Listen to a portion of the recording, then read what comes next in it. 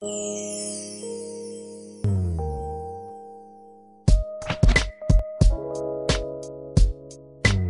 started high school in 1962, and that was the year that IBM sold their first commercial computer.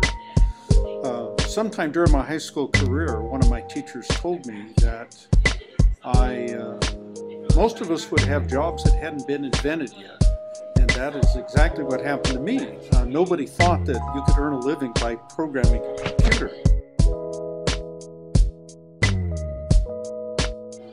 But by 1967, just 5 years later, when I started college, I was programming computers.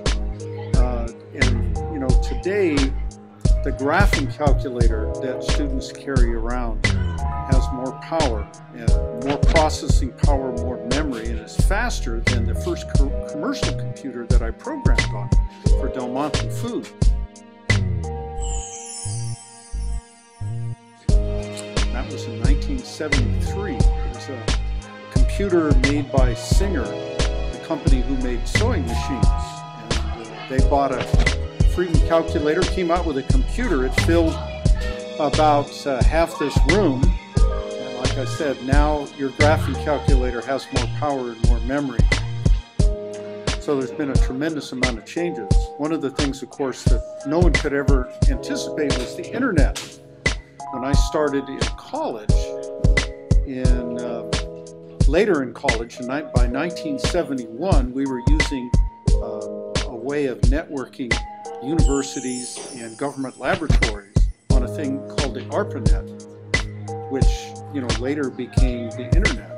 But it was already pretty interesting because I could run jobs from Davis. I could run computer jobs on large number crunchers at the Lawrence Livermore Laboratory.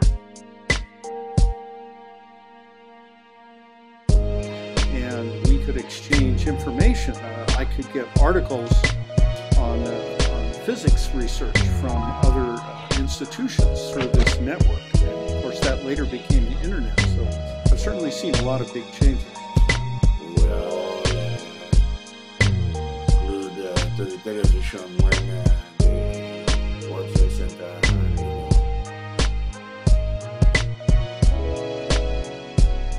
began to collapse because the planes ran themselves into it, and a lot of people died. For many months, this country was in a state of shock.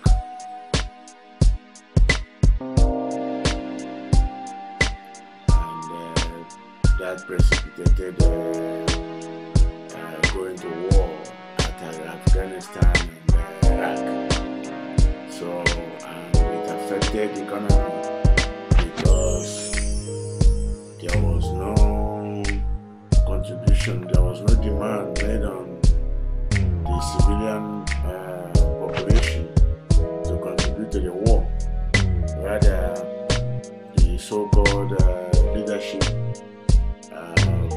political leadership, national political leadership at the time felt that giving tax cuts to the rich was the best thing to do.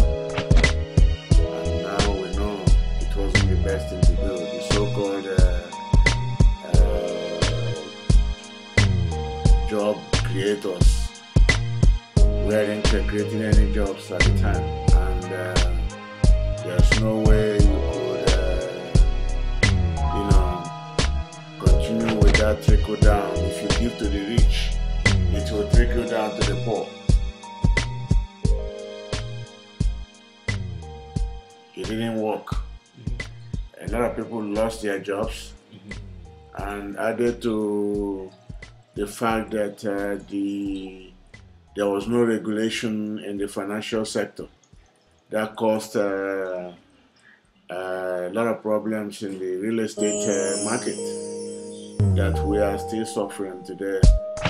So many people are unemployed. So many people committed suicide. So many people have lost their homes. All were precipitated by the 9/11 incident, you know. Yeah. And they went from there ever since. Well, I grew up in the 1960s during the Vietnam War.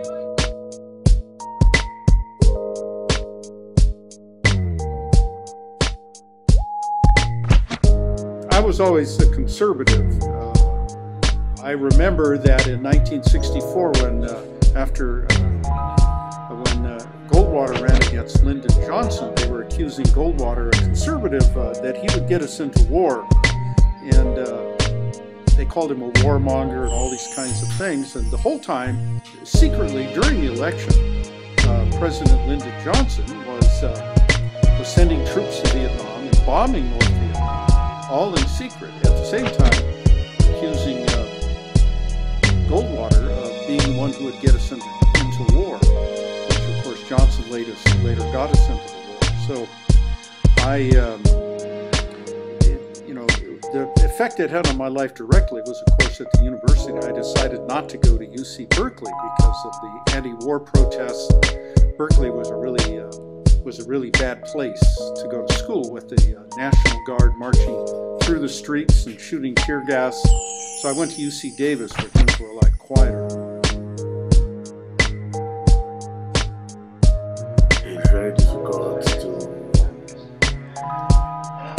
be affected one way or the other by the economic situations of the country. However, another event that affected me